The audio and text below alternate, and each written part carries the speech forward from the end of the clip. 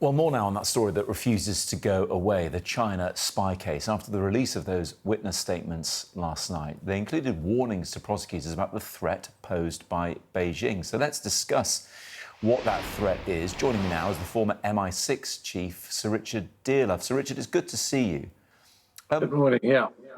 Should governments, whether Labour or Tory, be nervous of China's intentions?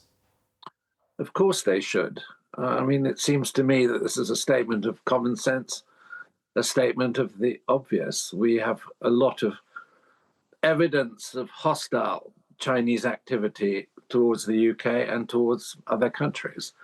And it's not a complicated issue.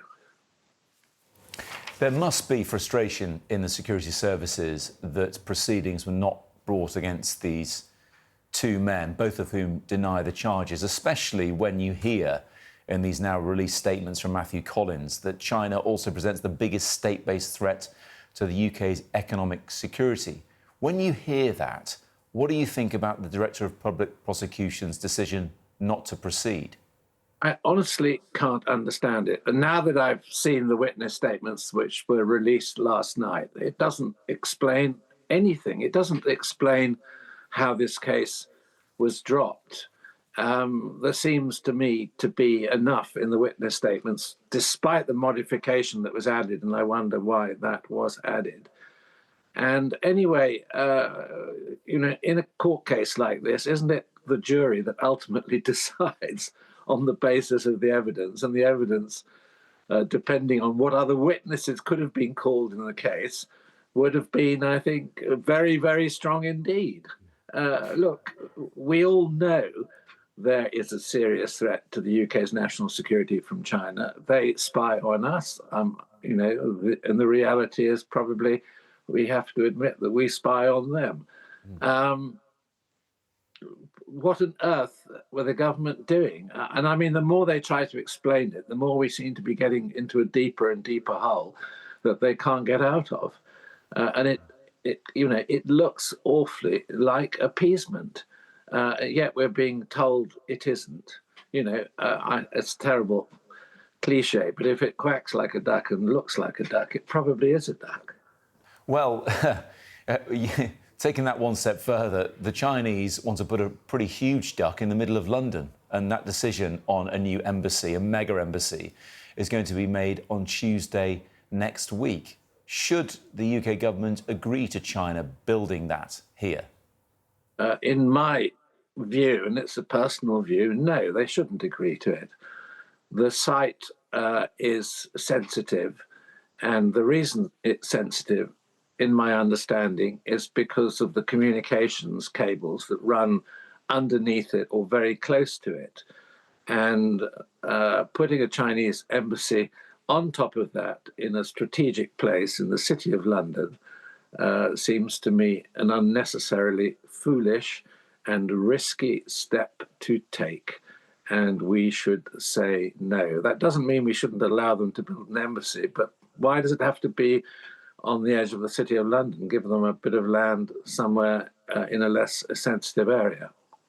So, Richard, none of this is particular to now, is it? We've seen over the course of the past 15 or so years, governments struggle to build a relationship with China that is beneficial, that they're comfortable with. We saw the Conservatives under David Cameron wanting to thaw relations with China. We've seen more hawkish elements when Boris Johnson was Prime Minister. It turns out, if the papers is to be believed today and Dominic Cummings is to be believed, that they hushed up a data security breach of strap material, the most sensitive material as well. And now Labour are trying to, well, have it both ways, build that relationship but perhaps stand up to China.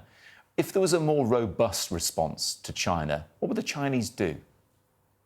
Well, they might shout rather loudly about the incidents where we were in contention with each other, but they would move on. Look, the one thing the Chinese understand is reciprocity. I'm not an isolationist. I'm not saying don't have relations with China. We need a commercial relationship with China. but do it on a reciprocal basis with eyes wide open. We've already been around this circuit once with the whole question of Huawei and 5G, and after a lot of pressure from people like myself, the government took a sensible decision. The Chinese didn't stop trading with us. Look, we have a beautiful example in front of us, which is Australia, which has a far more intense and complicated commercial relationship with China.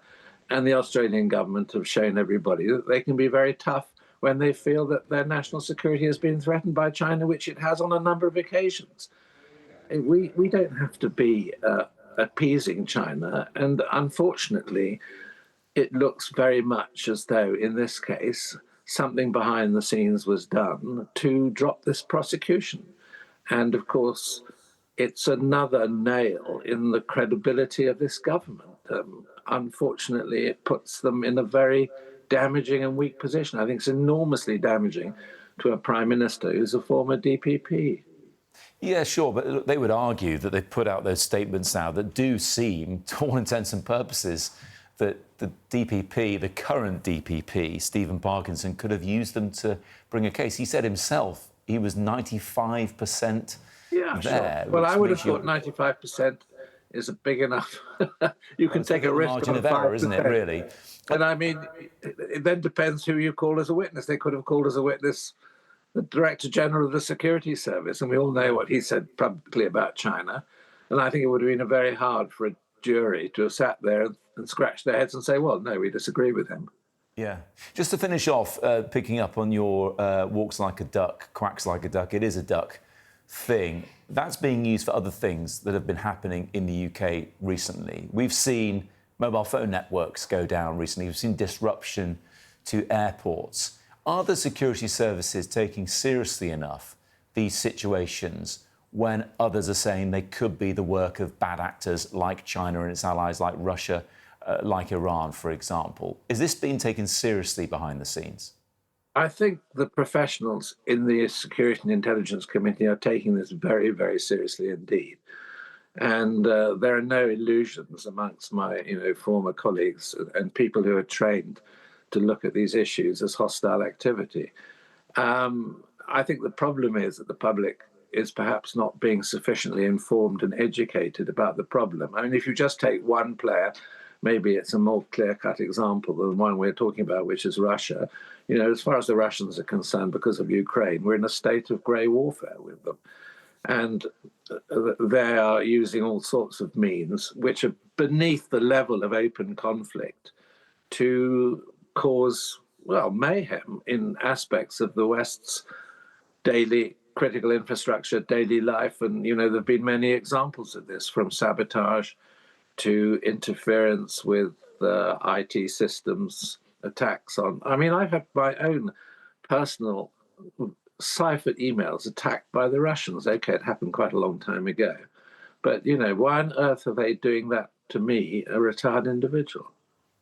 Well, you had a pretty big job, I suppose. That's probably one answer. But... Well, probably, but it shows the thoroughness of their targeting and their activity. And, okay, it was several years ago, but, they spread a lot of my private emails afterwards all over the internet, giving them to a tame journalist who was, sitting in... We are out of time, I'm afraid. So, Richard, really appreciate your time this morning, though, nonetheless. Thank you very much indeed. Okay, all the best. Good talking to you.